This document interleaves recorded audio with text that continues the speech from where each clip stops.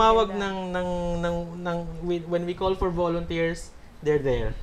Maganda yan. Yun. So, they're very loyal and so we love our volunteers. Yun ang pinaka-buhay ng isang organisasyon. Yeah, of course. Yung volunteers. How about Yun, kami naman sa PPCRV, na overwhelming lang yung dynamism talaga ng youth kasi they showed up last May 10 elections kasi doon sa command center po namin napuno talaga ng youth, as in yung hindi na namin pinapapasok yung ibang volunteers kasi sobrang dami ng influx. Wow. We have different youth organizations na pumunta, kunwari yung mga youth org sa Ateneo, Lasal, and other schools, Letran, Adamson, lahat sila nagpadala ng volunteers. Ang dami-dami, tsaka nakaka-overwhelm din na kasi 'di ba sa kahirapan namin namamalimos lang kami ng funds. Pero yung pagkain namin sobra-sobra. Tsaka puro high-end pa nga diba? Donations, mga donations na yan. Talagang pag maganda yung adhikain mo, talagang may God is good talaga. Kasi talaga. Totoo. Sa influx naman ng mga volunteers, wala kang nakitang girlfriend, Ken. Pag-usapan natin. Ay, kaya tayo, bago mo ako tanungin ulit, ano yung pinaka-memorable mo na experience as a volunteer? As a volunteer, not Lente. as parang ano. Staff, hindi na staff. Not staff. Siguro, actually, when I went to the special elections in Lanao del Sur, itong June, I think that was June 3 or 4. Last year. No, last year.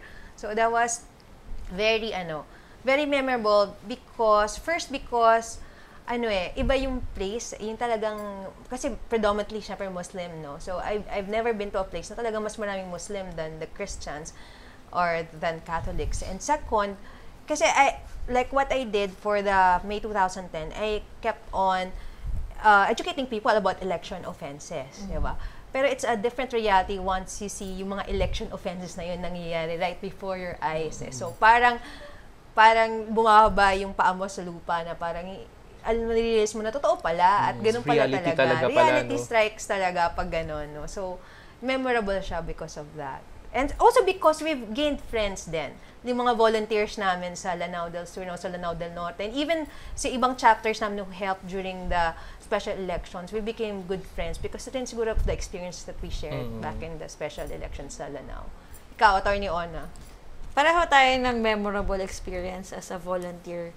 Nung nga sa special elections sa Marawi last year, na-assign ako sa Mashu, isa sa municipality doon, and may isa akong unforgettable experience na kasi I was taking pictures. Tapos biglang merong tao from dun sa loob ng polling place na bigla akong sinagawan. Parang, ba't ka nagtitake ng pictures dito? Hindi ka naman tiga dito. Parang doon, na-take na ba ako? Parang, wow. Totoo talaga na kino-confront yung mga tao inside the polling place kapag hindi ka nasa friendly na lugar. So, natakot talaga ako noon kasi hindi ko alam saan ako pupunta. Ang layo ng Mashu. Tapos, yung mga volunteers naman natin, iba na sa ibang barangay din. So, yun yung pinaka-memorable. Siguro at the same time, we realize na hindi rin talaga madali dun sa mga tao to just sabihin na may nangyaring masama or mayroong nangyaring pandaraya kasi marami ding mga considerations. Security. No? Tsaka sabi nga, di ba, when we do good, insured tayo kay God eh. Tsaka tinan mo yung mga volunteers siguro ng NAMFREL din, di ba? Kung pupunta tayo sa polling precinct, kung ilan tayong pumunta doon, umuwi tayo ng kompleto pa rin, di ba? So talagang yun ang security and safety din, syempre, ng volunteers. Punta tayo sa learnings naman. As a volunteer, as a staff, ano yung learnings nyo from your work in the organization? Ikaw, Ken? Sa akin as a youth, no, sa perspective ng youth, no, hindi natin talaga pwedeng sabihin na, naku, mga bata lang yan, walang mga magagawa yan. At the end of the day, kapag na-mobilize natin sila, kasi yung mga youth naman itatap lang natin sila. Ang dami dyan ang dami po sa youth natin na gusto talaga ma-involve. Yun nga lang, walang way para ma-involve sila. So, gaya ng ginawa namin last election sa PPCRV, we tap them. And we have the parang majority ng influx talaga, nakuha namin. Tapos ang mga learnings is, we have a lot to reform talaga. Sabi nila, ang ganda-ganda ng constitution, ang ganda-ganda ng mga laws natin. Pero, ang dami pa rin dapat i-apply, ang dami pa rin dapat nating i-reform. Yun. Pao, learnings. I agree. Yung sinasabi niya na yung mga tao nag-iintay lang talaga ng opportunity sometimes.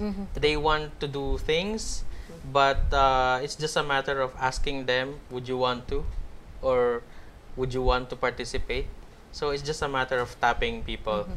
And I agree din dun sa sinasabi niya na So the Philippines is a democracy, but they are, kumbaga, we are still in the process of parang perfecting it. Yeah. And there's marami pa ring bagay na kailangan nating i-reform. So, yun. I mean, we tend to think na the Philippines is a lot better than many Asian countries when it comes to democracy. Pero dito sa Pilipinas talaga marirealize mo na we still have a long way to go doon sa ating what we think is an ideal democracy. Maybe there's no ideal democracy, but we have to try our best. Yes. Oo. Tama yan. So, ikaw, Attorney Ona, ano namang learnings Learning mo? or realization. Yung realization ko with my work and yung nung volunteer ako sa Lente is when you advocate for something, you stand by it. Kahit ang daming criticism na sinasabing, hindi naman mangyayari yan eh. Meron pa rin cheating na mangyayari tuwing election. You stand and face. Basta when you advocate for something, you stand by it. Kahit madaming kumukontra, kahit madaming nagsasabing, wala namang sense yung ginagawa nyo, meron pa rin pandaraya. Pero, tandaan lang natin, yun nga, when you advocate, just advocate. Huwag ka na makikinig sa mga negative criticisms. Okay. April. Bumalik sa akin. Siyempre! Siguro ako, ang naano ko is, maraming tao nagkikriticize anong dapat na improvement gawin sa system, sa gobyerno, diba?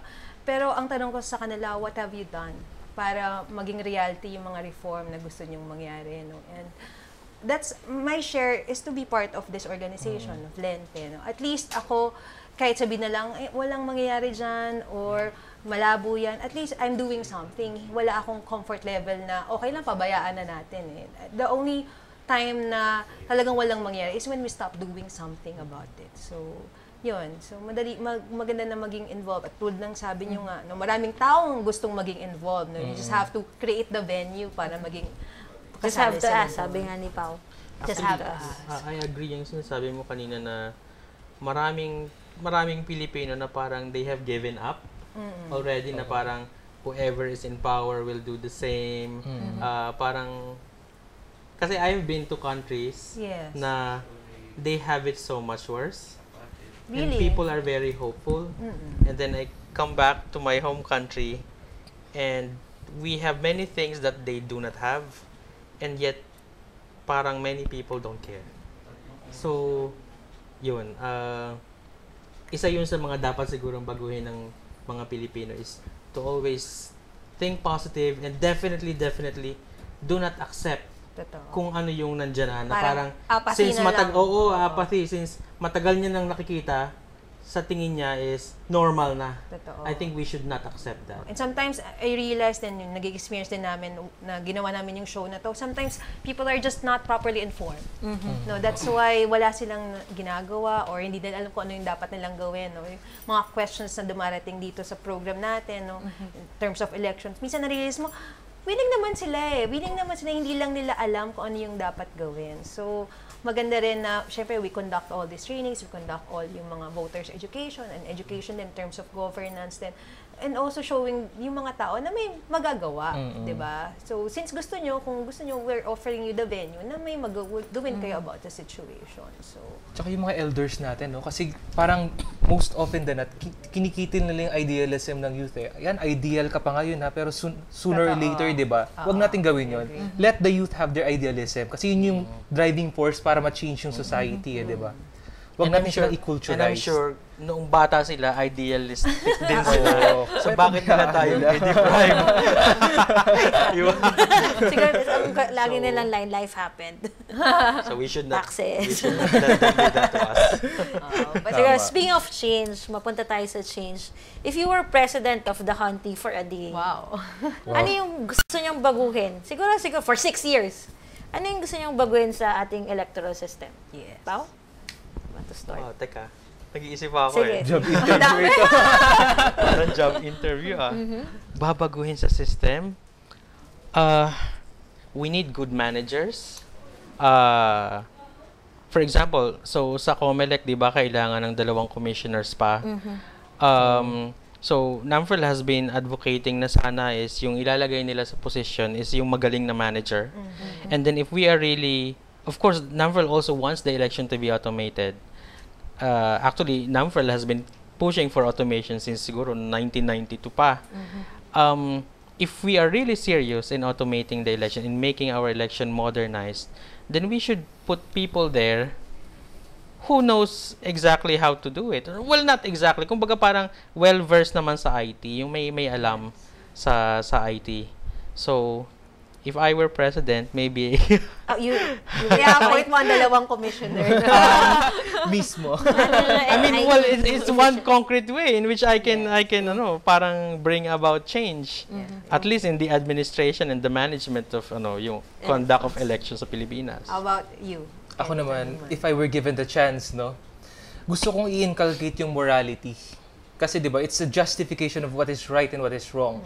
We have to culturate the people that this is right, this is good, and this is beneficial for the majority. Yun yung kulang 'di ba? Pag tingnan mo yung tumingin ka ng mga laws, pinakita ka bang about morality doon. Kaya iba-iba kasi 'di ba, wala tayong unity, wala yung sense of being Filipino. Yun yung dapat natin makita para at least nakikita natin yung direction, 'di ba? Yun. So we're already running out of time, no? Just to end the program, maybe last words, maybe can invite din yung mga tao, yung viewers to join the organization. NAMFREL.org.ph. Please visit our website. We have a Twitter account, twitter.com/NAMFREL, facebook.com/NAMFREL. And ang masasabi ko lang is to get involved. Yes. Yun. You have to get involved, don't be apathetic. Agree. How about you? Yun. Sa akin naman, sa lahat ng mga kabataan dyan, especially yung youth na nasa schools, yung youth na gusto talaga, kahit out of school youth pa, walang problema. Get involved. Hindi specific na kailangan sa PPCRV. We have different organizations na nagkikater ng change sa Philippines, di ba? We have Youth Philippines, that's a very good organization. We have NAMFREL, and of course, kung gusto niyo talaga sa PPCRV, marami po, lahat ng parishes natin, basta Catholic, go and visit them. They will cater for you. Or sa website, syempre, techie na tayo ngayon, Techie, diba? ang dami. So like NAMFREL, no? Yun, we have ppcrv.org. Visit nyo lang po yun. Yan, kay sir, sa amin, iniintay po namin kayo. How about Atty. Ona? Invite. Siguro, ini-invite ko yung mga tao na bisitahin lang yung website natin, lente.org.ph. And remind ko lang tayo na sana let us remain hopeful. Kahit ganito yung nangyayari sa Pilipinas, tayo yung magmamano ng Pilipinas eh. Pilipino pa rin tayo at the end of the day. We cannot be American. So, let us remain hopeful that the Philippines will change for the better. And for our country to change, we need to get involved. Hindi pwedeng nasa sidelines lang lagi tayo. Hindi pwedeng lagi lang tayo nagrereklamo. Ang stand ko dyan, para makapagreklamo ka, dapat meron kang kinocontribute. Dapat may ginagawa ka, hindi ka lang puro reklamo. So, I would like to thank for joining us, our guest. So, Mr. Paolo Maligaya from NAMFREL, thank you very much for gracing our show. And also, Mr. Kenneth, Dillena. Thank you for guesting. So, I just hope na maraming mga tao na sana susunod sa mga yapak ng mga volunteers. Maybe not just for elections, but just being involved in terms of governance or government, even in your just communities, kahit hindi national in scope. Because like what they've all said, marami pang dapat na baguhin sa Pilipinas at alam namin maraming tao yung gustong maging involved sa pagbabago. And ito yung avenue kung paano kayo pwedeng maging involved. So, thank you for joining us this evening. We'll see you for 2 weeks from now dun sa aming next episode. Thank you.